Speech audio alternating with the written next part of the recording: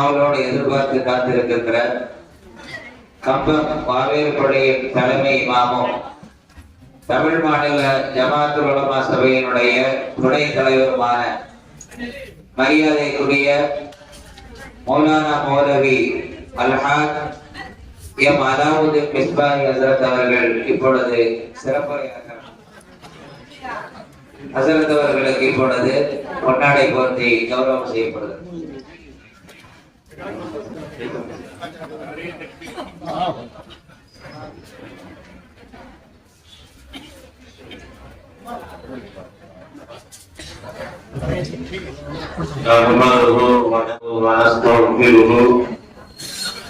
ونؤمن به ونتوكل عليه ونعوذ بالله من شرور انفسنا ومن سيئات اعمالنا من يهده الله فلا مضل له ومن يضلله فلا هادي له ونشهد انه لا اله الا الله وحده لا شريك له ونشهد ان سيدنا ونبينا مولانا محمدا عبده ورسوله اما بعد فقد قال الله تعالى في كلامه القديم وفي الفرقان المجيد الرحمن علم القرآن خلق الإنسان علمه البيان. قال نبينا صلى الله عليه وسلم خيركم من تعلم القرآن وعلمه. தனியவன் துணியவன் சமத்துவமை இல்லாதவன் தூயவன் துணையினை முற்றிலும் மற்றவன் நல்லவன் வல்லவன் வாக்குவி ஆள்பவன் வணங்குதற்குரியவன் வாழ்த்துதற்குரியவன் அறநெறி கமல்கின்ற நிறைமறை தந்தவன் அளவிலா அருளினை அவதிக்கு தந்தவன் சூரியன் சந்திரன் சுடர்மதி நித்திரம் சுழன்றியும் பூவினை ஒளிவரச் செய்தவன் என்றெல்லாம் மாந்தத்தம் நெஞ்சிலே நாவிலே என்றுமே இருப்பவன் ஒளிப்பவன் இறையவன் பெயரினை கூறினான். உரைதனை தொடர்கிறேன். நுகர்கிற மணர்கின்ற மலர்களை போலவே நினைத்திட இனித்திடும் மாணவி பிறப்பதை லவ்லாக லவ்லாக நமா கலத்துல் அம்ரான் ஏது எல்லாம் வல்ல அல்லாஹ் ஏற்றி புகழ்ந்துரைப்பது போல ஈருலக பெருமானார் முஹம்மது முஸ்தபா ரசூலுல்லாஹி ஸல்லல்லாஹு அலைஹி வஸல்லம் அவர்களின் மீதும் அவர்களது கனிந்த வாழ்க்கையும் தெளிந்த வாழ்வையும் தங்களின் வாழ்க்கையின் வழித்தடங்களாக அமைத்துக் கொண்ட சுத்த சத்திய சஹாபா பெருமக்கள் மீதிலும் உண்மையும் உறுதியும் நிறைந்தவர்களாக வாழ்கின்ற நம் அனைவர்களின் மீதும் வல்லோன் அல்லாஹ்வுடைய அன்பும் கருணையும் என்றும் ஒன்றும் கிடைக்க கரமேந்தி துஆ செய்தவனாக என் உரைகளை தொடர்கிறேன். சிறப்பான இந்த பட்டமளிப்பு நிகழ்வு இது இரண்டாவது நாளாக மூன்றாவது அமர்வாக இங்கே தாருல் உலூமியா பட்டம் பெறுகின்ற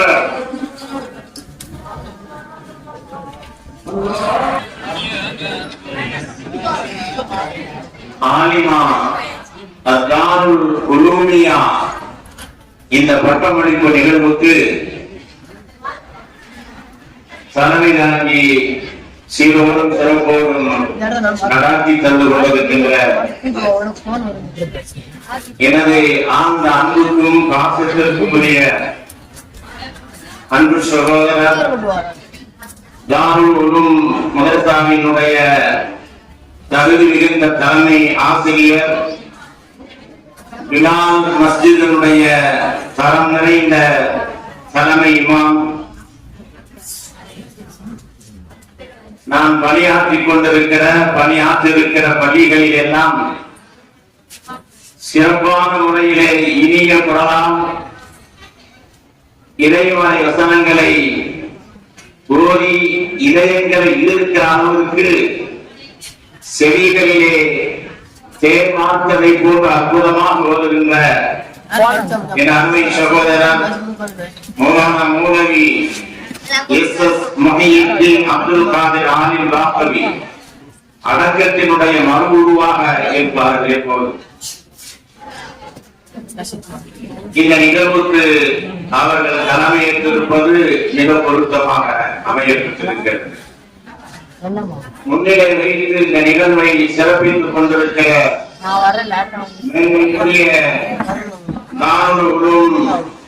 மஸ்ஜிதுடைய தலைவர், துணைத் தலைவர், பொருளாளர், செயற்குழு உறுப்பினர்கள் மற்றும் மஸ்ஜிதுடைய ஆடிட்டர் போன்ற கண்ணியம் வாய்ந்த தலைவர்கள், பெரியவர்கள், ஆண்டோர்கள், சான்றோர்கள், எனக்கு முன்னால் இங்கே அற்புதமாக உரை நிகழ்த்திய பேராசிரியர் நகர ஜமாத் சபையினுடைய சீரிய செயலாளர் வைசுல் அன்வாருடைய அரபிக் கல்லூரியின் பேராசிரியர் மௌலானா கான் சையத் இப்ராஹிம் அவர்களே, அதற்கு முன்னர் பேசிய ஹசரத் பெருந்தகை அவர்களே, பின்பு எளிமையாக தனது வழங்கி வாழ்முறை வழங்க இருக்கின்ற சிறப்புரை வழங்க இருக்கின்ற ஆசுரை வழங்க இருக்கின்ற கண்ணியத்திற்குரிய ஹசரத் பெருந்தகை அவர்களே, இங்கே கூடி இந்த நிகழ்வை சிறப்பு சேர்த்துக் கொண்டிருக்கிற தாய்மார்களே, பட்டம் பெறுகின்ற மாணவிகளே, காப்பில் சனது பெறுகின்ற மாணவர்களே, உங்கள் அனைவருக்கும் மீண்டும் ஒரு முறை என் அன்பு வளர்ந்த சலாத்தை சமர்ப்பித்துக் கொள்வதே பெரும் மகிழ்ச்சி அடைகிறேன். அஸ்ஸலாமு அலைக்கும் வரஹ்மத்துல்லாஹி வபரகாத்துஹு. கடையநல்லூர் என்பது ஒரு சிறப்பான நகரமாகும். 100 கணக்கான கடல் அலைகளை போன்ற ஆளில் பெருந்ததைகளை, மிகப்பெரிய கல்விமான்களை இந்த சமுதாயத்திற்கு தந்த ஒரு பொன்னகரம் கடையநல்லூர். ஒரு 10-30 ஆண்டுகளுக்கு முன்னால் நான் சிறுவராக இருக்கிற போது கேள்விப்பட்டிருக்கிறேன். வீடு தவறாமல் கைத்தறி இருக்கும். கைத்தறியை தட்டிக்கொண்டே, கைத்தறியினால் கையை உருவாக்கிக் கொண்டே திருமறையை மரணம் செய்த ஆபிலாக்கள், ஏராளமான ஆபிலான பெண்கள் கடையநல்லூரில் இருப்பார்கள் என்கிற செய்தியை நான் அறிந்திருக்கிறேன். அவ்வளவு சிறப்பு பொருந்திய ஒரு நகரம். அல்லாஹ்வுடைய கிருபையினால் ஏறத்தாழ 17 மாணவிகள் தாருல் உலூமியா சனது பெறுகிறார்கள். அருமையான தாய்மார்களே, பெரியவர்களே, ஆண்டோர்களே, எனக்கு முன்னால் பேசிய முகமது இப்ராஹிம் அவர்கள் நல்ல சிந்தனையாளர், எழுத்தாளர், மிகச்சிறந்த அறிவாளர். இந்திய அளவிலே இதனை இஸ்லாமிய பெருமக்களுக்கு ஏற்படுகிற நெருக்கடிகளை இந்திய ஆட்சியாளர்களால் தொடர்ந்து கொடுக்கப்பட்டுக் கொண்டிருக்கிற கொள்ளைகளையும் துயரங்களையும் நம்மளுடைய குர்ஆனுடைய சட்டங்களில் எல்லாம் கை வைத்து இன்றைக்கு விளையாடிக் கொண்டிருக்கிறார்கள் என்பதையும், குறிப்பாகவும் சிறப்பாகவும் மதரசாக்களை குறிவைத்திருக்கிறார்கள். மதரசாக்களிலே தீவிரவாதம் போதிக்கப்படுகிறது, மதரசாக்களிலே தீவிரவாதம் பயிற்சி அளிக்கப்படுகிறது, சமூகத்திலே ஒற்றுமையை குறைப்பதற்கான காரியங்கள் அங்கே நடைபெறுகிறது என்று ஒரு பொய்யான குற்றச்சாட்டுகளை சொல்லி மதரசாக்களை குறிவைத்துக் கொண்டிருக்கிறார்கள். இந்த காலகட்டங்களிலே மதரசாவுடைய வளர்ச்சி மென்மேலும் வளர வேண்டும், அது வீரியம் பெற வேண்டும் என்பதற்கு எடுத்துக்காட்டாக கடையநல்லூரிலே நடைபெற்றுக் கொண்டிருக்கிற தாருல் உலூமியா அரபி மதரசாவுடைய பட்டமளிப்பு நிகழ்வு திகழ்ந்து கொண்டிருக்கிறது. அருமையான தாய்மார்களே, உலகமெல்லாம் இன்றைக்கு இஸ்லாம் ஈர்க்கப்படுகிறது. இஸ்லாமியுடைய அறிவும், இஸ்லாமியுடைய தத்துவங்களும், இஸ்லாமிய அறநெறி போதனைகளும் குர்ஆன் கூறுகின்ற அருமையான சிந்தனைகளும் உலகத்தினுடைய பேரறிவாளர்களுடைய இதயங்களை எல்லாம் இன்றைக்கு நிமிர்த்திருத்துக் கொண்டிருக்கிறது. நாமும் மேனியும் பொருளும் வண்ணமாக மேற்கத்திய நாடுகளிலே, ஐரோப்பிய கண்டங்களிலே மிகப்பெரிய ஆய்வாளர்களும் சிந்தனையாளர்களும் மிகப்பெரிய பேரறிஞர்களும் குர்ஆனுடைய வசனங்களால் ஈர்க்கப்பட்டு இன்றைக்கு இஸ்லாமிலே இணைந்து கொண்டிருக்கிற செய்தி அன்றாடம் கிடைத்துக் கொண்டிருக்கிறது. அருமையான பெருமக்களே, அல்லாஹ் நமக்கு வழங்கிய நிலவரங்களிலே மகத்தான நிலவரம் எது தெரியுமா? திருக்குர்ஆன் தான். அருமையான தாய்மார்களே, இந்த திருக்குர்ஆனை முதலிலே பெற்றவர்கள் தாய்மார்கள் தான். நான் வரலாற்றின் தொடக்கத்தை சுருக்கமாக சொல்லுகிறேன். அதற்கு பெருமானார் ஸல்லல்லாஹு அலைஹி வஸல்லம் அவர்கள் கான நிராவிலே தனித்திருக்கிற போது திருக்குர்ஆன் அருளப்படுகிறது. இக்ரா பிஸ்மி ரப்பிக்கல்லதீ கலக் கலக்கல் இன்சான மின் அலக் என்ற இந்த வசனம் அருளப்படுகிற போது ஸல்லல்லாஹு அலைஹி வஸல்லம் அவர்கள் முதன்முதலாக ஜிப்ரீல் அலைஹிஸ்ஸலாத்து வஸலாம் அவர்களை பார்க்கிறார்கள். ஆகவே அவர்களுக்கு ஒரு விதமான பயமும் திடுக்கமும் அச்சமும் ஏற்படுகிறது. அந்த பயத்தின் காரணமாக கடுமையான குளிர் ஏற்பட்டு விடுகிறது. ஆகிராவிலே இருந்து கீழே இறங்கி உம்மஹாத்துல் முஃமினீன் ஹஜ்ரத் ஹதீஜா அம்மையா அவர்களை சந்தித்து வீட்டுக்கு வந்து சொல்லுகிறார்கள், ஜம்மிலூனி ஜம்மிலூனி, என்னை துப்பட்டியா போர்த்துங்கள் போர்த்துங்கள் என்று சொல்லுகிறார்கள். இதெல்லாம் நாம் அறிந்த செய்திகள் தான். இனி நான் இதை சுட்டிக்காட்டுவதற்கு நோக்கம் யாதெனில், நபி ஸல்லல்லாஹு அலைஹி வஸல்லம் அவர்கள் கொண்டு வந்த முதல் வசனத்தை, முதல் திருக்குர்ஆனுடைய ஆயத்துக்களை, அல்லாஹ் இந்த உலகத்தில் பேசிய முதல் செய்தியை கொண்டு வந்து யாருடைய முந்தானையிலே போட்டார்கள்? கதீஜா அம்மையாருடைய முந்தானையில் தான் போட்டார்கள். கதீஜா அம்மையார் அவர்கள் தான் தன்னுடைய முந்தானையை ஈட்டி திருக்குர்ஆனுடைய வசனங்களை பெற்றார்கள். திருக்குர்ஆனுக்கும் தாய்மார்களுக்கும் எவ்வளவு தொடர்பு இருக்கிறது என்பதற்கு ஹஜ்ரத் கதீஜா பிராட்டியார் அவர்கள் தான் நபி ஸல்லல்லாஹு அலைஹி வஸல்லம் அவர்களுக்கு வேத வசனங்கள் இறங்கிய போது முந்தானையை வீட்டு பெறுகின்ற பெரும் பேர் பெற்றவர்கள் ஹஜ்ரத் கதீஜா அவர்கள். அந்த தாய்மார்கள் அங்கிருந்து குர்ஆனுக்கும் தாய்மார்களுக்கும் தொடர்பு ஏற்படுகிறது. இஸ்லாமிய தாய்மார்கள் குர்ஆனுடைய ஹாஃபிலாக்கள் சரித்திரத்தில் ஏராளமாக இடம் பெற்றிருக்கிறார்கள். வாழ்நாள் முழுவதும் குர்ஆன் ஓதுவதை தான் தங்களை வளமையாக கொண்டிருக்கிற இஸ்லாமிய பெண்மணிகள் சரித்திரங்களிலே வைர மணிகளால் மின்னி மிளந்து கொண்டிருக்கிறார்கள். மதீனாவிலே உம்மு வரக்கத்துல் அன்சாரியா, அல் ஹாஃபிலா, அல் ஆபியா, அல் பாரியா, குர்ஆன் முழுவதும் மரணம் செய்த ஒரு மகத்தான பேரரசி உம்மு வரக்கத்துல் அன்சாரியா என்ற பெண்மணி. ஸல்லல்லாஹு அலைஹி வஸல்லம் அவர்கள் அந்த அம்மையாரின் மீது அதீதமான அன்பு வைத்தார்கள், அதீதமான மரியாதை செய்வார்கள், சபைகளிலே பெருமைப்பட பேசுவார்கள். உம்மு வரக்கா ஓதுவதை போல ஓட வேண்டும், உம்மு வரக்கா ஓதுவதை போல திருக்குர்ஆனை ஓதி மரணம் செய்ய வேண்டும், உம்மு வரக்காவை போல இபாதத்திலே திளைத்திருக்க வேண்டும் பெண்கள் என்று ஸல்லல்லாஹு அலைஹி வஸல்லம் அவர்கள் மிக கண்ணியப்படுத்தி மரியாதையோடு உம்மு வரக்கத்துல் அன்சாரியா என்ற அந்த பெண்மணியை பேசுவார்கள். ஸல்லல்லாஹு அலைஹி வஸல்லம் குர்ஆனை மரணம் செய்தார்கள். குர்ஆனை மரணம் செய்த அந்த பெண்மணிக்கு அந்த மதீனாவிலே உள்ள முஹாஜிரான பெண்களுக்கெல்லாம் அவர்கள்தான் தலைமையாக திகழ்ந்தார்கள். அவர்கள் அங்கே தொழுகையும் நடத்துவார்கள், பள்ளிக்கு வந்து தொழுகையும் செய்வார்கள். நபி ஸல்லல்லாஹு அலைஹி வஸல்லம் அவர்கள் ஒரு நாள் சொன்னார்கள், இனிமே நீங்கள் வீட்டிலேயே தொழுது கொள்ளுங்கள், பள்ளிக்கு வர வேண்டாம் என்று ஸல்லல்லாஹு அலைஹி வஸல்லம் அவர்கள் உம்மு வரக்கத்துல் அன்சாரியா அவர்களை சொல்வார். எவ்வளவு மரியாதை! அடிக்கடி அவரின் வீட்டுக்கு சென்று சந்திப்பார். குர்ஆனை சுமந்திருக்கிறார்கள், குர்ஆனை ஓதுகிறார்கள், மிகப்பெரிய ஆவியாக இருக்கிறார்கள், வார்க்கசாலியாக இருக்கிறார்கள். எப்போதும் குர்ஆனை ஓதிக்கொண்டே இருப்பார்கள். குர்ஆன் ஓதுவதால் அவருடைய நாமம் பொழுதும் கரைந்தது. எனவே ஸல்லல்லாஹு அலைஹி வஸல்லம் அவர்கள் குர்ஆன் தன் இதயத்தில்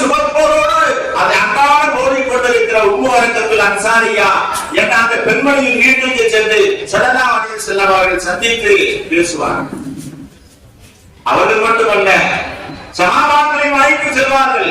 வாருங்கள், உம்மு அன்சாரியா, உம்மு வரக்கத்துல் அன்சாரியா வீட்டுக்கு சென்று அவர்களை பார்த்து வருவோம் என்று செல்வார். அவ்வளவு மரியாதை செய்வார். குர்ஆனை ஓதிக்கொண்டே இருந்தார்கள். குர்ஆனை மனனம் செய்ய ஹாஃபிலாக இருந்தார்கள். எனவே நபி ஸல்லல்லாஹு அலைஹி வஸல்லம் அவர்கள் வீடு சென்று அவர்களை நலம் விசாரிப்பார்.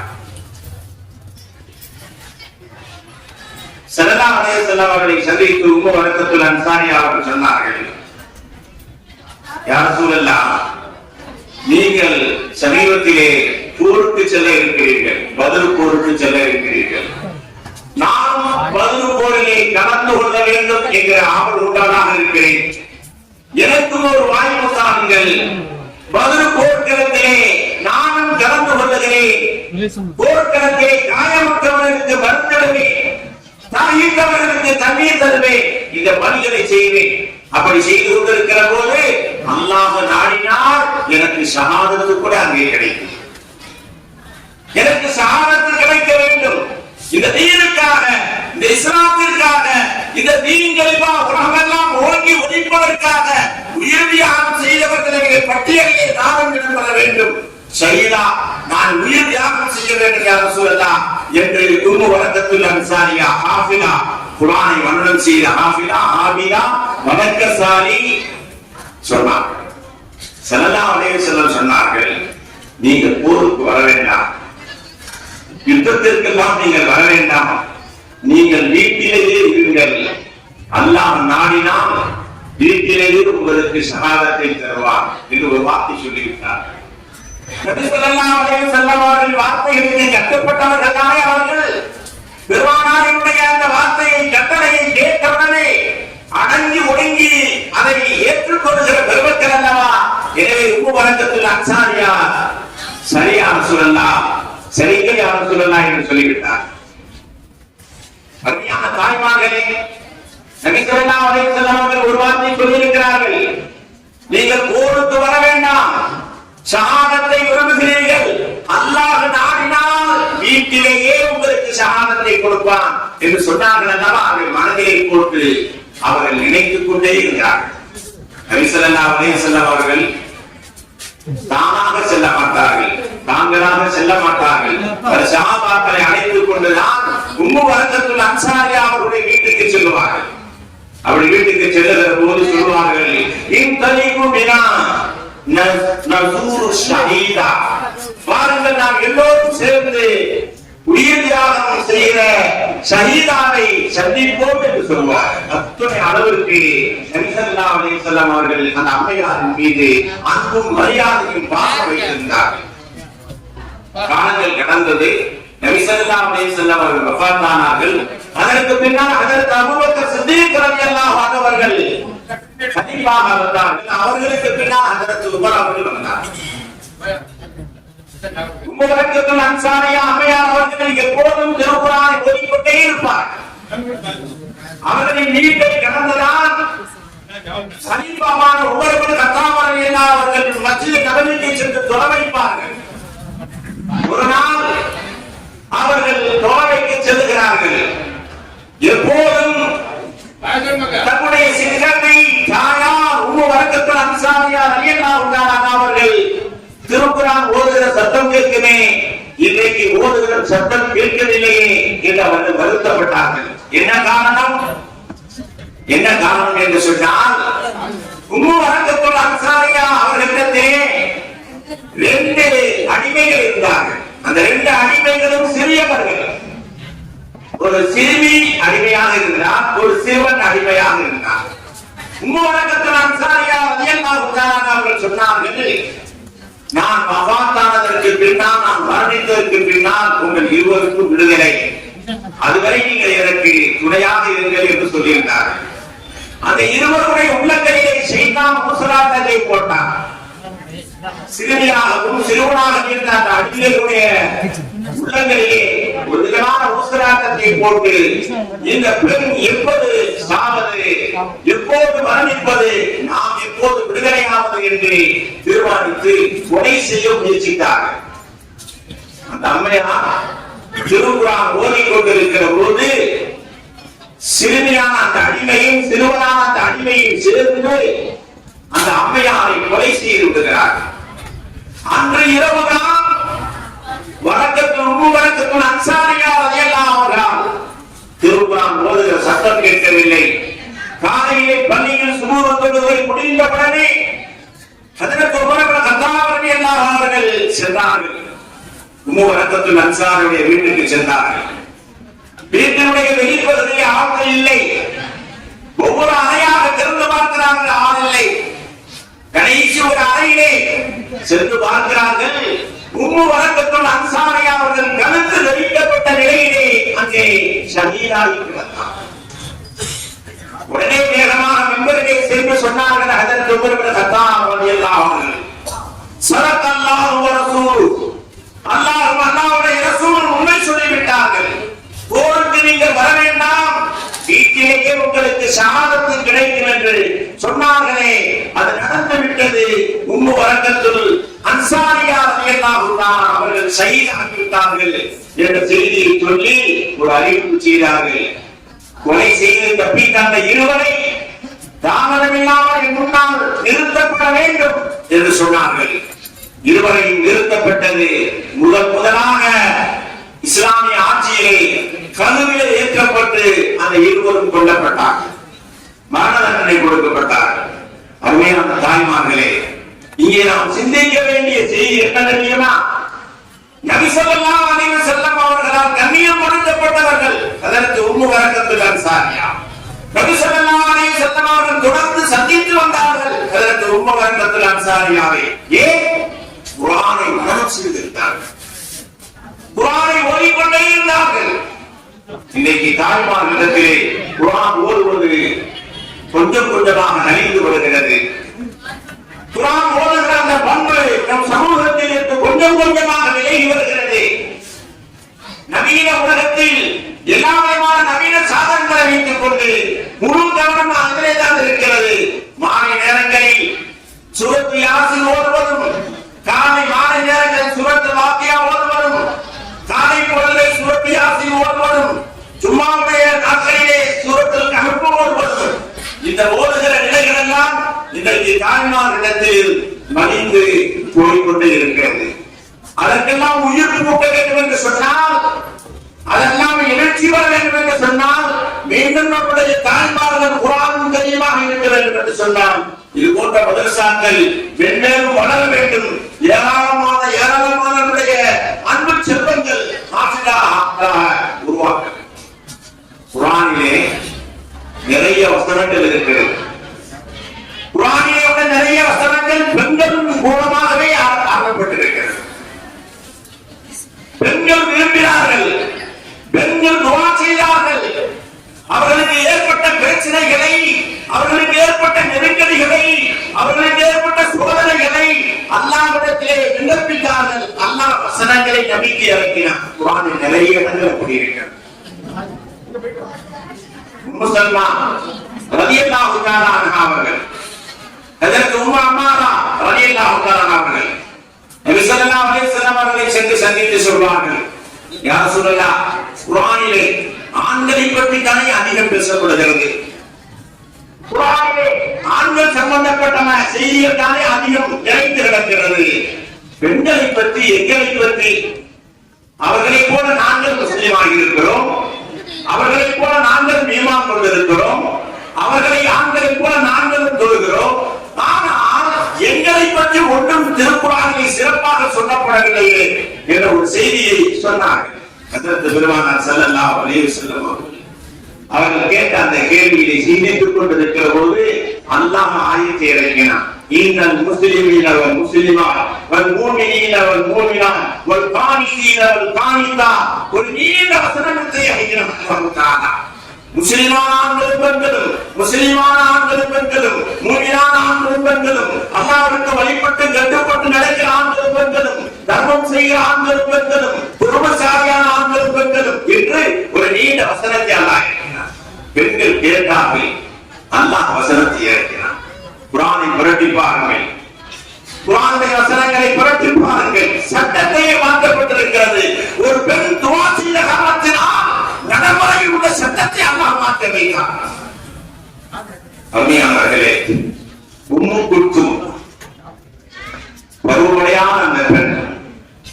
16 வயது உள்ள உம்மும் குத்துபத்துவன அதிமுறை என்று சொல்லக்கூடிய கொடியவனுடைய பிள்ளை. நபி ஸல்லல்லாஹு அலைஹி வஸல்லம் அவர்களை கொலை செய்ய வேண்டும் என்ற வெறியோடு தெரிந்தவன். தன்னுடைய நெஞ்சகத்திலே வஞ்சகத்தை சுமந்து கொண்டு அன்றாடம் எப்போது வாய்ப்பு கிடைக்கும் இந்த முகம்மதை கொலை செய்து விடலாம் என்று காத்திருந்தவன் தான் குத்துபத்துவன அதிமுறை. பாருங்க, அவன் எப்படி எல்லாம் செய்வான் தெரியுமா? ஸல்லல்லாஹு அலைஹி வஸல்லம் அவர்கள் காபாவை தொழுது கொண்டிருந்தால் செத்து போன நாற்றவெடுத்த ஒட்டகத்தினுடைய குடலை எடுத்து ஒட்டகத்தினுடைய அந்த வயிற்றுக்குள்ளே அழுக்கு கசடுகளை எடுத்து நபி ஸல்லல்லாஹு அலைஹி வஸல்லம் அவர்கள் சஜிதாவிலே வீழ்ந்திருக்கிற போது முதுகிலே போட்டு அமுக்குவார். சஜிதாவில் இருந்து ஸல்லல்லாஹு அலைஹி வஸல்லம் அவர்கள் எழுந்திருக்க கூடாது, அப்படியே அவர் மரணித்து விட வேண்டும் என்று எண்ணினார். நபி ஸல்லல்லாஹு அலைஹி வஸல்லம் அவர்கள் காபாவில் இருக்கிற போது இறுக்கமான சால்வையை கழுத்திலே நெரித்து ஸல்லல்லாஹு அலைஹி வஸல்லம் அவர்கள் மயக்க கொடுக்கிற அளவுக்கு சொல்லி கொடுத்தவர். எப்படி இந்த முகமதை கொண்டு விட வேண்டும்? நபி ஸல்லல்லாஹு அலைஹி வஸல்லம் அவர்கள் நேரே துப்பியவனார். ஒரு கொடூரமான குணம் கொண்டவன். அல்லாஹ் தஆலா மகாபெரிய ஹிக்மத்துடையவன். அவனுடைய வயிற்று அவனுடைய பிள்ளையாக உம்மு குல்சும் ரலியல்லாஹு அன்ஹா அவர்கள் பிறந்தார். அல்லாஹ் சிறு வயசிலே இஸ்லாத்தை சேர்த்தார். யாருங்க? தந்தை கடும் விரோதி, தந்தை கடும் பகைவன். நபி ஸல்லல்லாஹு அலைஹி வஸல்லம் அவர்களுக்கு அவர்களுடைய உயிரை துடிப்பதற்கு துடித்துக் கொண்டிருந்த ஒரு துரோகி, இஸ்லாத்தினுடைய பச்ச விரோதி, அவருடைய பிள்ளையாகத்தான் உம்மு குல்சும் ரலியல்லாஹு அவர்கள் பிறந்தார்கள். ரகசியமாக இஸ்லாத்தை சேர்ந்தார்.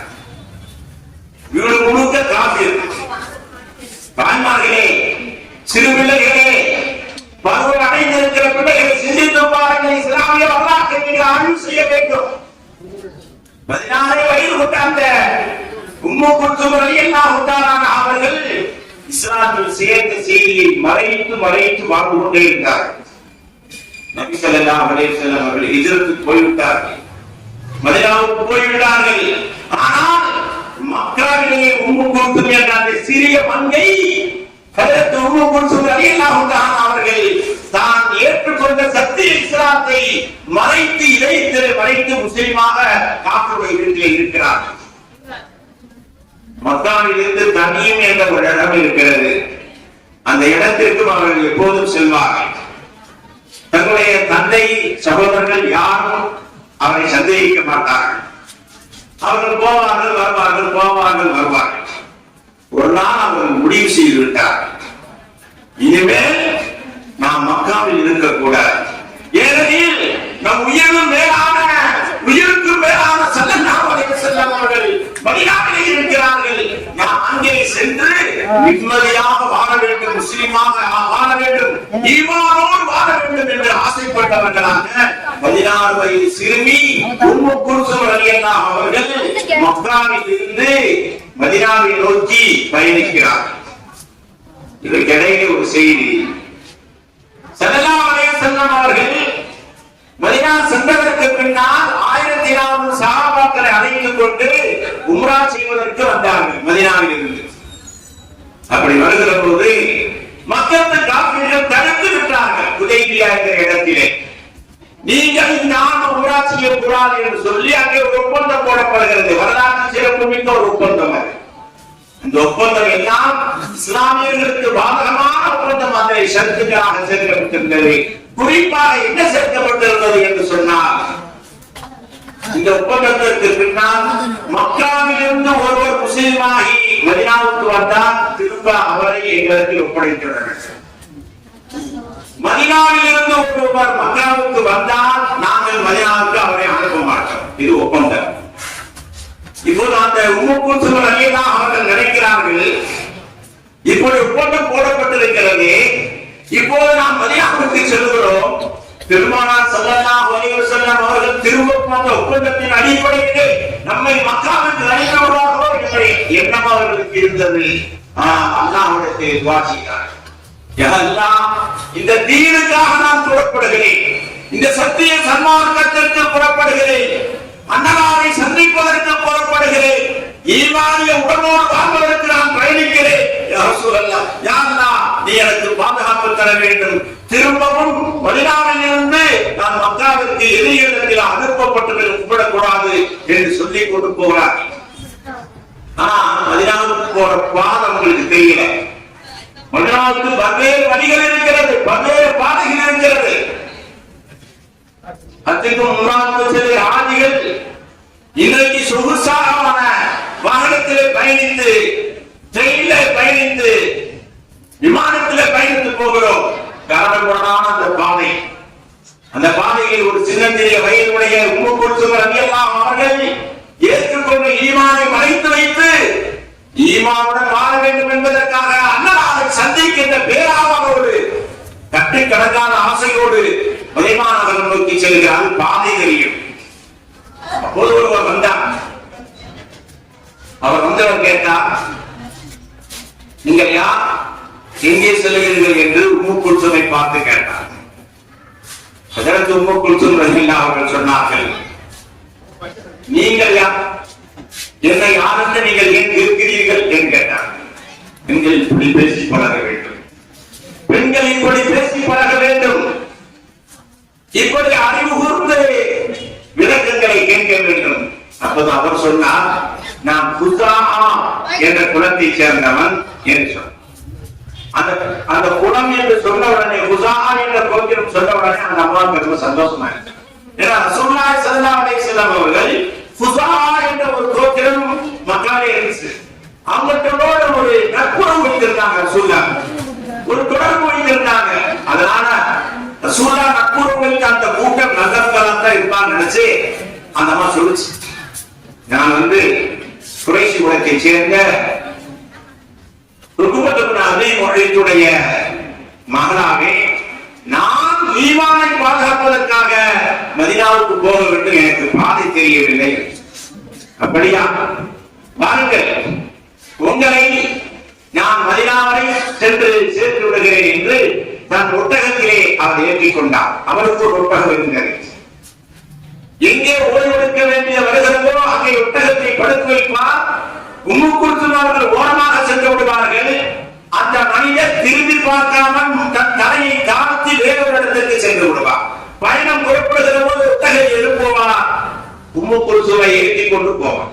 இப்படி போனாங்க. அதற்கு உம்மு குல்சும் சொன்னாங்க, என் வாழ்நாளில் இப்படி ஒரு நேர்மையான ஆண்மகனை நான் சந்திக்கிறேன். என்னை ஏறிட்டு கூட அவர் பார்க்கவில்லை. என்னை ஏறிட்டு பார்க்காமல் தலை குனிந்தவராக மதீனா வரை என்னை கொண்டு சேர்த்தார். நான் நேரடியாக ரசூலுல்லாஹ்வுடைய வீட்டை தேடி மதீனாவிலே உம்மு சல்மா ரலியல்லாஹு தஆலாவுடைய வீட்டுக்கு உள்ளே சென்றேன். இதற்கிடையில் என்னுடைய தந்தை பத்ர் யுத்தத்திலே இறந்து விட்டார். பத்ர் யுத்தத்தில் இறந்தவுடனே என்னுடைய சகோதரர்கள் உம்மு அமாரா அல் வலீத் என்னுடைய சகோதரர்கள், அவங்களும் கடுமையான எதிரிகள் இஸ்லாத்திற்கு. அவங்க எனக்கு மாப்பிள பார்க்க ஆரம்பிச்சாங்க. பெரும் வசதியானவர்கள் எல்லாம் என்னை பெண் கேட்டு வந்தார்கள். நானே முஸ்லிமாக இருக்கிறேன், நான் ஈமானிய பெண்ணாக இருக்கிறேன், அல்லாஹ்வின் ரசூலை ஏற்றுக்கொண்ட பெண்ணாக இருக்கிறேன். காஃபிரானவர்களுக்கு என்னுடைய சகோதரர்கள் என்னை திருமணம் முடிக்க பார்த்தார்கள். நான் சம்மதிக்கவில்லை, மறுத்து விட்டேன், மறுத்துக் கொண்டே இருந்தேன். இதற்கிடையில் நான் பயணித்து மதீனாவுக்கு வந்து சேர்ந்தேன். அதற்கு பெருமானார் ஸல்லல்லாஹு அலைஹி வஸல்லம் அவர்களின் துணையாகவே உம்மு சல்மா ரலியல்லாஹு தஆலாவுடைய வீட்டுக்கு உள்ளே சென்றேன். நான் நல்ல உட்கார்ந்து அணிந்திருந்தேன். கண்கள் மட்டும்தான் தெரிந்தது, என்னை அவர்கள் அடையாளம் காண முடியவில்லை. சலாம் சொல்லி வரவேற்றார்கள். என்னுடைய முக்காட்டை நான் நீக்கினேன். நீக்கிய போது அவர்கள் புரிந்து கொண்டார்கள், உம்மு குல்சும், நீங்கள் இங்கே வந்திருக்கிறீர்களா, மக்காவை விட்டு வந்து விட்டீர்களா, அல்ஹம்துலில்லாஹ், ரொம்ப சந்தோஷம், வாருங்கள் சொன்னார்கள். அன்னையரே, எனக்கு பெரிய வருத்தம் இருக்கிறது. ஏனெனில் நபி ஸல்லல்லாஹு அலைஹி வஸல்லம் அவர்கள் ஹுதைபியா உடன்படிக்கையின் போது மக்காவிலிருந்து யார் வந்தாலும் மதீனாவுக்கு வந்தால் அவர்கள் மக்காவாசியிடத்தில் திரும்பி ஒப்படைக்கப்பட வேண்டும் என்ற ஒப்பந்தம் இருக்கிறது. அந்த வகையிலே 2 பேரை ஸல்லல்லாஹு அலைஹி வஸல்லம் அவர்கள் ஒப்படைத்திருக்கிறார்கள். என்னையும் ஒப்படைத்து விடுவார்களோ என்றுதான் எனக்கு பயமாக இருக்கிறேன். இப்படி பேசிக் கொண்டிருக்கிற போதே அவருடைய 2 சகோதரர்கள் அங்க வந்துட்டாங்க. மக்காவிலிருந்து மதினா போட்டாங்க. அம்மாவும் வலியும் குல்சுமாவுடைய சகோதரர்கள் அவர்கள் 20 தேடி வந்தார்கள். நபியை பார்த்து சொன்னார்கள், முஹம்மது அவர்களே, ஹுதைபியாவுடைய ஒப்பந்தத்தின் அடிப்படையிலே எங்களுடைய சகோதரியை நீங்கள் அனுப்பி விடுங்கள். அவர்கள் மக்காவிலிருந்து மதீனாவுக்கு வந்திருக்கிறார்கள். மக்காவிலிருந்து யார் மதீனாவுக்கு வந்தாலும் அவர்களை அனுப்ப வேண்டும் என்பதுதான் உடன்படிக்கையினுடைய ஷரத்து. ஆகவே அனுப்புங்கள் என்று சொல்லுகிறார். அதற்கு முன்பதாக அவர்கள் ஸல்லல்லாஹு அலைஹி வஸல்லம் சொன்னார்கள், யா ரசூலல்லாஹ், என்னை தேடி வருவார்கள், தயவு கூர்ந்து என்னை அனுப்பி விடாதீர்கள். என்னை சித்திரவதை செய்வார்கள், என்னை அடிப்பார்கள். நான் பலகீனமான பெண்ணாக இருக்கிறேன், எனக்கு இன்னும் திருமணம் கூட ஆகவில்லை. அவர்களிடத்தை ஒப்படைத்தார், என்னுடைய ஈமானை பறிப்பதற்கான எல்லா வேலையும் செய்வார்கள் என்று மன்றாடி கேட்டுக் கொண்டிருந்தார்கள். அதை கிடையாது சகோதரர்கள் வந்து விட்டார்கள். ரசூலுல்லாஹ் என்ன செய்யறது அமைதியா இருந்தாங்க. அமைதியா இருக்கிற போது அல்லாஹ் தஆலா ஆயத்தை இறக்கினார். யா அய்யுஹல்லதீன ஆமனூ இதா ஜாஅத்துல் முஃமினாத்து முஹாஜிரா, மூமின்களே, இறை நம்பிக்கையாளர்களே, உங்களிடத்திலே மூமினான பெண்கள் ஹிஜ்ரத் செய்தவர்களாக உங்களிடத்திலே வந்தால் ஃபம்தஹினூஹுன்ன, அவருடைய ஈமானை சோதித்து பாருங்கள்.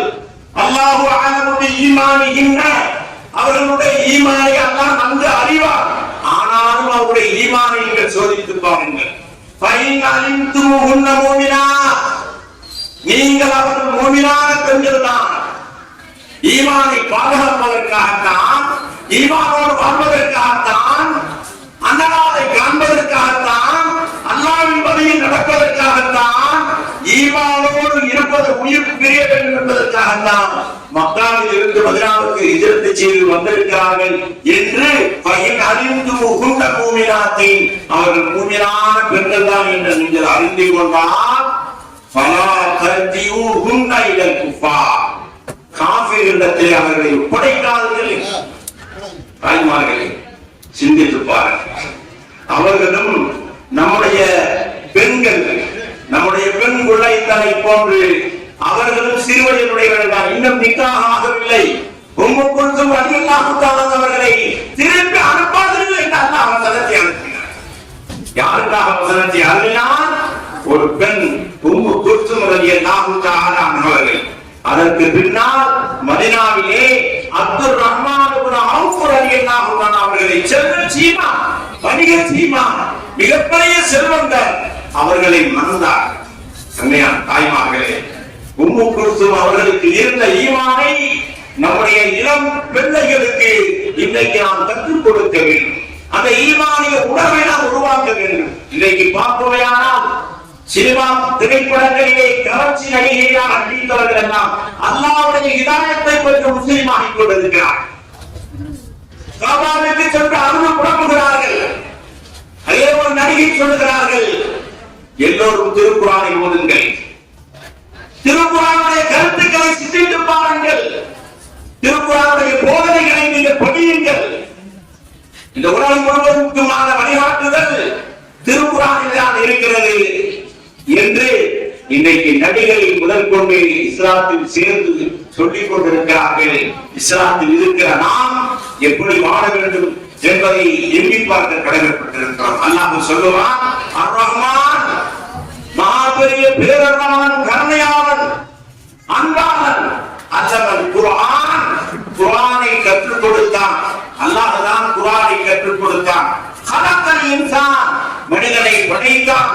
அல்லவஹுல் பயான், விளக்கங்களையும் ஞானங்களையும் அல்லாஹ் அவனுக்கு கற்றுக் கொடுத்தான், பயானை கற்றுக் கொடுத்தான். இந்த வசனத்தில் சொல்லுவார்கள், அர் ரஹ்மான் அல்லமல் குர்ஆன் கலக்கல் இன்சான். மனிதனை படைத்ததற்கு பின்னால் தானே குர்ஆனை கற்றுக் கொடுக்க முடியும். ஆனால் அல்லாஹ் இந்த வசனத்தை அல்லமல் குர்ஆன், குர்ஆனை கற்றுக் கொடுத்தான். கலக்கல் இன்சான், மனிதனை படைத்தான். மனிதனை படைத்தால் தானே குர்ஆனை கற்றுக் கொடுக்க முடியும். ஏன் அல்லாஹ் இப்படி சொல்லுகிறான் என்று சொன்னால், மனிதனை படைப்பது, மனிதனை படைப்பதை குர்ஆனை அறிவதற்குத்தான், குர்ஆனுடைய அறிவை பெறுவதற்குத்தான், குர்ஆனுடைய சிந்தனையை பெறுவதற்குத்தான், குர்ஆன் போதிக்கின்ற உயர்ந்த உன்னதமான போதனைகளை படிப்பதற்காகத்தான் அவன் எதற்காக படைக்கப்படுகிறாரோ அந்த நோக்கமே குர்ஆனை வழங்க வேண்டும், குர்ஆனை படிக்க வேண்டும், குர்ஆனை ஓத வேண்டும் என்பதற்காகத்தான் அல்லாஹ் தஆலா அந்த மனித குலத்திற்கு அருளிய நியமத்துகளிலே, அருள் கொடைகளிலே, செல்வங்களிலே தன்னிகரில்லா செல்வம், ஈடு இணையற்ற செல்வம் எது தெரியுமா? திருக்குர்ஆன். அல்லாஹ் தஆலா இந்த சமுதாயத்திற்கு தந்திருக்கிற மகத்தான மாபெரும் ஈடு இணையற்ற பொக்கிஷமா குர்ஆனை வெறுமனவே நாம் ஓதிக்கொண்டிருக்க கூடாது.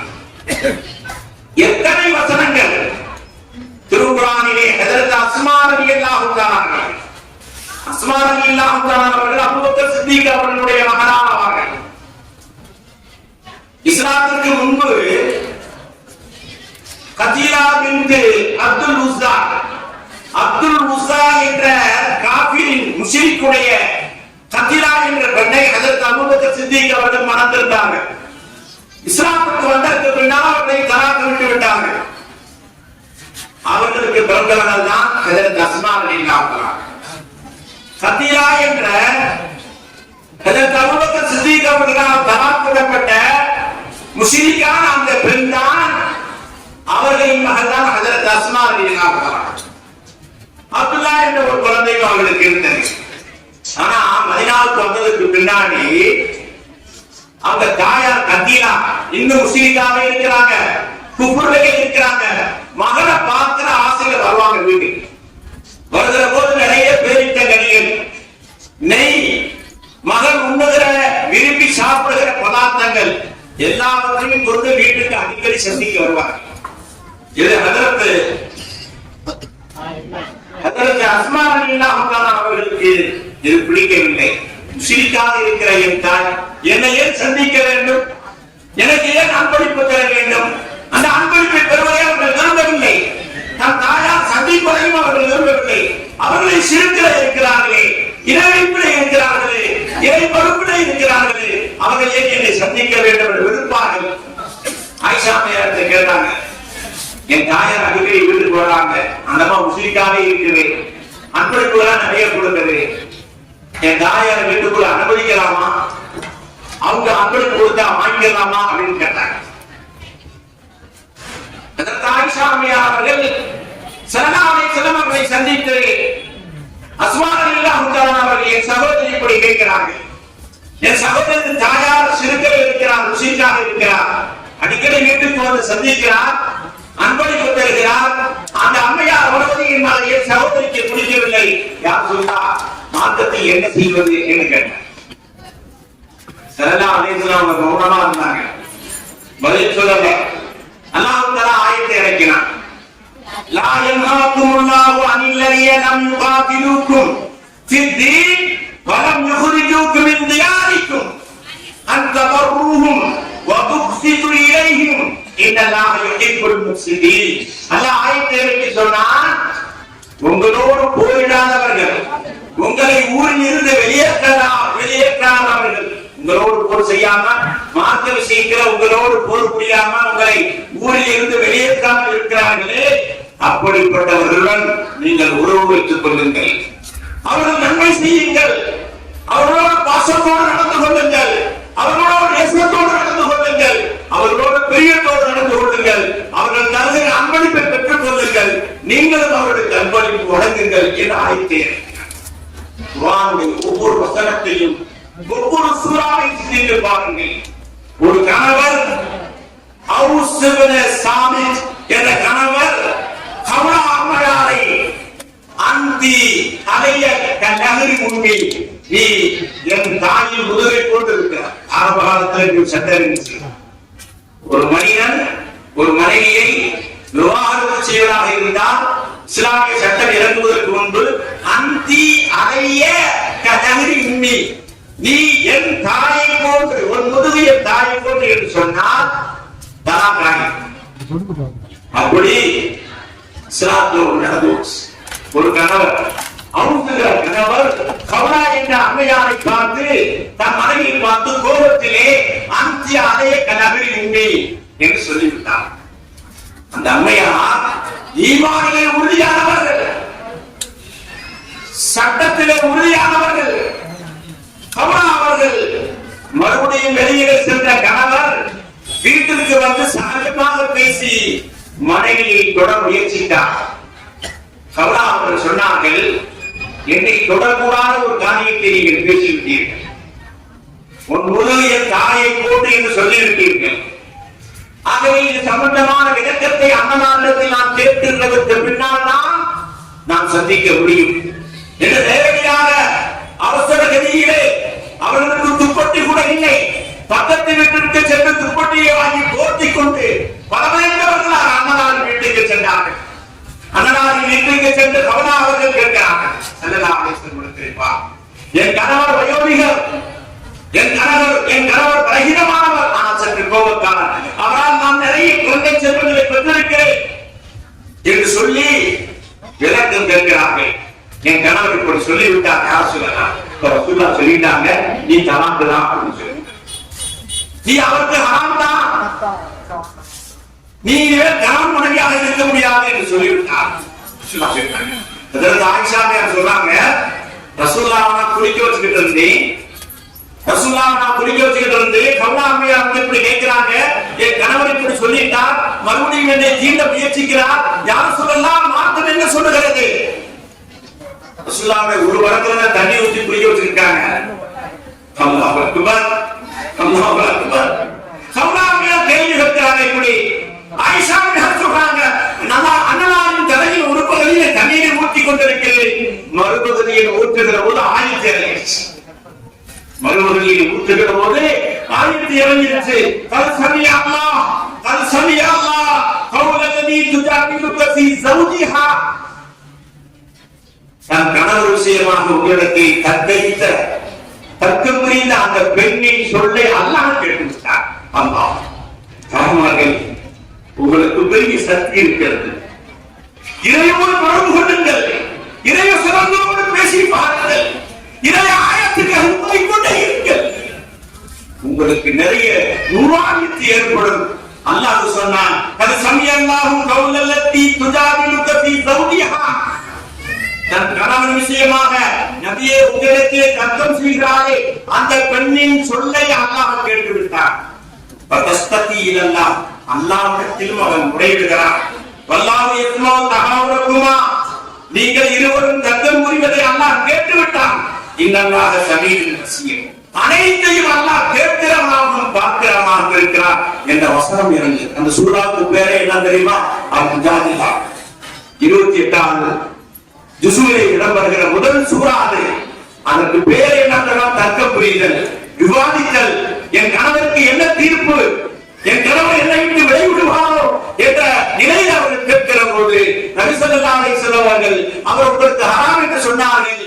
ஆனால் அல்லாஹ்விடத்திலே அவர்கள் முறையிட்டார்கள், அல்லாஹும்ம அன்சில் அலா லிசான் நபியிக, அல்லாஹும்ம அன்சில் அலா லிசான் நபியிக மாலிகுல் அலி ஃபி அம்ரி, என் காரிய விஷயமாக அல்லாஹ்வை நீ எதை தீர்ப்பு செய்கிறாயோ அதை உன்னுடைய நபியுடைய நாவிலே போடு. அப்படி கேட்டதற்கு பின்னால் தான் அல்லாஹ் கத்சமி அல்லாஹு கௌலல்லதி துஜாதிலுக ஃபீ ஸௌஜிஹா என்ற வசனத்தை இறங்கி, ஒருவர் தன் மனைவியை பார்த்து அந்த நகிரி அஞ்சு அலைய கலகு என்று சொன்னார். அந்த லிகாருக்கு பரிகாரம் என்னென்ன என்பதை அந்த வசனங்களிலே சொல்லப்படுகிறது. அது தலாக்காக ஆகாது என்று அல்லாஹ் தீர்மானித்தார். இந்த சட்டம் எப்படி வந்துச்சு? ஒரு பெண் கேட்ட துவாவினால், ஒரு பெண்ணுடைய ஈமானினால். இப்படி குர்ஆனை எல்லாம் புரட்டி பாருங்கள். பெண்களுக்கும் குர்ஆனுக்கும் எவ்வளவு தொடர்பு இருக்கிறது. நம் சமூகம் குர்ஆனை விட்டு விலகி செல்கிறது. நம் சமூகம் குர்ஆனை விட்டு அப்புறமாக சென்று கொண்டிருக்கிறது. குர்ஆனுடைய கருத்துக்களையும் சிந்தனைகளையும் நீங்கள் ஆய்வு செய்யுங்கள். பெண்களுக்கு தேவையான அத்தனை உரிமைகளையும், பெண்களுக்கு தேவையான அத்தனை சலுகைகளையும் இஸ்லாம் குர்ஆனிலே சொல்லி தருகிறது. அந்த குர்ஆனை மனனம் செய்ய வேண்டும், குர்ஆனை ஓதிக்கொண்டிருக்க வேண்டும். அப்துல்லாஹ் இப்னு மஸ்ஊத் ரலியல்லாஹு அன்ஹு அவர்கள் தான் குர்ஆனை அழகாக ஓதுவார்கள். ஒருவர் அழகிய முறையிலே குர்ஆன் ஓதுவதை கேட்க விரும்பினால் ஜிப்ரீல் அலைஹிஸ்ஸலாம் அவர்கள் எனக்கு குர்ஆனை இறக்குகிற போது அவர்களுக்கு எப்படி ஓதி காட்டினார்களோ அதுபோல ஓதப்படுவதை ஒருவர் கேட்க விரும்பினால் அப்துல்லாஹ் இப்னு மஸ்ஊத் ரலியல்லாஹு அவர்கள் ஓதுவதை கேளுங்கள் என்று சொல்வார்கள். பின்னால் இன்றைய காலங்களிலே உஸ்மான் ரலியல்லாஹு தஆலாவுடைய கலீஃபாவாக இருக்கிற காலம் வரைக்கும் அவர்கள் ஹயாத்தாக இருந்தார்கள், மரண படுக்கையிலே இருந்தார்கள். அதற்கு அப்துல்லாஹ் இப்னு மஸ்ஊத் ரலியல்லாஹு அவர்களுக்கு நிறைய பெண் குழந்தைகள். கலீஃபா அவர்கள் வருகிறார்கள், உஸ்மான் ரலியல்லாஹு அவர்கள் வருகிறார்கள். தாங்கள் நோயிட்டிருக்கிறீர்கள், உங்களுக்கு நிவாரணம் செய்வதற்கு மருத்துவம் செய்வதற்கு நிறைய வைத்தியர்களை அழைக்கலாம், நீங்கள் விரும்பினால் உங்களுக்கு நான் என்ன செய்ய வேண்டும் என்று கேட்கிறேன். எனக்கு ஒன்றும் செய்ய வேண்டாம், உங்களுக்கு நான் பெரிய ஒரு நிதி கொடுக்கிறேன், வைத்து மாறுகிறேன், நீங்கள் எதுவும் தர வேண்டாம். ஏன் எனக்கு பெண் பிள்ளைகள் இருக்கிறது என்று நீங்கள் எனக்கு நிதி தருவீர்களா? அப்துல்லாஹ் இப்னு மஸ்ஊத் அவர்கள் சொல்றார்கள், எனக்கு பெண் பிள்ளைகள் நிறைய இருக்கிறார்கள் என்பதற்காக வேண்டி எனக்கு நிதி தர முன்வருகிறீர்களா? என் பிள்ளைகள் ஒருபோதும் ஏழையாக மாட்டார்கள், என் பிள்ளைகள் ஒருபோதும் வறுமையாக மாட்டார்கள், என் பிள்ளைகள் ஒருபோதும் பசினியாக பிரச்சனையாக இருக்கிறார்கள். ஏன் தெரியுமா? அவர்கள் என் பிள்ளைகள் வாக்கியா சூரா ஓதுகிறார்கள், என் பிள்ளைகள் தொடர்ந்து வாக்கியா சூரா ஓதுகிறார்கள். நபிகள் நாயகம் ஸல்லல்லாஹு அலைஹி வஸல்லம் அவர்கள் சொல்கிறார்கள், யார் தொடர்ந்து வாக்கியா சூரா ஓதுகிறார்களோ அவர்கள் வீட்டில் பஞ்சம் இருக்காது, பசி இருக்காது, பட்டினி இருக்காது, வறுமை உண்டாது, ஏழ்மை ஏற்படாது என்று ஹஜ்ரத் ஸல்லல்லாஹு அலைஹி வஸல்லம் அவர்கள் சொல்லியிருக்கிறார்கள். ஆகவே என் பிள்ளைகள் வாக்கியா சூரா ஓதுகிறார்கள், என் பிள்ளைகளுக்கு நீங்கள் இது தர வேண்டாம் என்று சொன்னார்கள். குர்ஆன் மீது நம்பிக்கையை பாருங்கள், குர்ஆனுடைய அத்தியாயங்களின் மீது அவர்கள் கொண்டிருந்த ஈமானை பாருங்கள். தாய்மார்களே, நம்முடைய பிள்ளைகளை எப்படி வார்த்தெடுக்க வேண்டும், வளர்க்க வேண்டும், ஈமானை உடன்படி அவர்களை உருவாக்க வேண்டும். காலம் மோசமாக இருக்கிறது, கொடூரமான காலமாக இருக்கிறது. நவீன காலத்திலே மக்கள் சைத்தானியத்தான உணவுக்கு உண்டப்பட்டுக் கொண்டிருக்கிறது நேரத்தில் நல்ல மாணிக்கங்களாக, நல்ல முத்துக்களாக, தீன் சொத்துக்களாக இந்த பிள்ளைகளை ஆக்கலாக இந்த மதரசா உருவாக்கி இருக்கிறது என்று சொன்னால் நிச்சயமாக இந்த மதரசா வளர்க்க வேண்டும். இந்த மதரசாவிலே இதுகாலம் வரை 270 பேர் பட்டம் பெற்றிருக்கிறார்கள் என்ற செய்தியும் அதில் பின்னால் போடப்பட்டிருந்தது. மிக மகிழ்ச்சிகரமான செய்தி. 100கணக்கான பெண் ஆசிரியர்களை மென்மேலும் வளர வேண்டும், மென்மேலும் உருவாக்க வேண்டும். இந்த மதரசாவில் இந்த மதரசாவிற்கு தனிப்பட்ட துவாசிகளோடு இந்த மதரசாவுடைய நிர்வாகிகள், சங்கவாய்ந்த கண்ணியம் வாய்ந்த நிர்வாகிகள் இந்த மதரசாவிற்கு முழு முனைப்போடு முயற்சி செய்து இந்த மதரசாவுடைய வளர்ச்சியிலே தங்களை அர்ப்பணித்துக் கொண்டிருக்கிறார்கள். அதே போல பல்வேறு வகைகளிலே இந்த மதரசாவிற்கு உதவி செய்ய வேண்டும். இந்த மதரசா வளர்வதற்கான ஆக்கமும் உந்தமும் தருவதோடு துவாக்கள் செய்வதோடு நல்ல பொருளாதாரத்தை வழங்கி சிறப்பிக்க வேண்டும். இந்த பெண்மணிகள் பட்டம் வருகிறார். எனது அன்பு புதல்வர் என் பேர பிள்ளையாக அதற்கு மகேந்திர அவர் எனக்கு பெறப்பட்டார். அவரும் எனக்கு காலையில நான் வீட்டுல சந்திச்சு சொன்னார், நான் முடித்திருக்கின்றேன். ரொம்ப சந்தோஷமாக இருக்கிறது, மகிழ்ச்சியாக இருக்கிறது. பெண்கள் இதை இவ்வளவு அமைதியாக எந்த ஊரிலும் இப்படியாக இருக்க மாட்டார்கள். மிக சிறப்பாக கேட்டீர்கள். நம்முடைய ஈமானை நாம் வளர்க்கின்றோம். நமக்கு அடிப்படை குர்ஆன், குர்ஆனுடைய அறிவை, குர்ஆனை ஓதிக்கொண்டிருக்க வேண்டும். நிறைய தர்ஜுமாக்கள் வந்திருக்கிறது. நீங்கள் குர்ஆனுடைய ஒவ்வொரு வசனத்திற்கும் வீட்டிலே பெண் பிள்ளைகளை எல்லாரையும் அமர வைத்து ஒரு ஆயத்தை ஓதுங்கள், ஒரு ஆயத்திற்குரிய அர்த்தத்தை ஓதி காட்டுங்கள். நம்முடைய ஈமான் வளரும். எல்லாம் அல்லாஹ்வுடைய ஷானா குர்ஆனுடைய இல்மை அல்லாஹ் அனைவருக்கும் முழுமையாக குன்றாமல் குறையாமல் தந்தருவானாக. வாஹர் ரவானா அல்ஹம்துலில்லாஹி ரப்பில் ஆலமீன். அடியனை அழைத்து பேசுவதற்காக வாய்ப்பளித்த என் அன்பு பிள்ளை அதற்கு குழந்தை அவர்களுக்கும் மேலான சங்கை வாய்ந்த நிர்வாகிகளுக்கும் உயர்ந்த ஆய்வு பெருமக்களுக்கும் மீண்டும் ஒருவரை நன்றி நிறைந்த நெஞ்சம் நிறைந்த நன்றியை நல்வாழ்த்துக்களை சலாத்தின் வாயிலாக உங்கள் அனைவருக்கும் சமர்ப்பித்துக் கொள்வதை பெருமிதம் கொள்கிறேன். அஸ்ஸலாமு அலைக்கும் வரஹ்மத்துல்லாஹி வபரகாத்துஹு.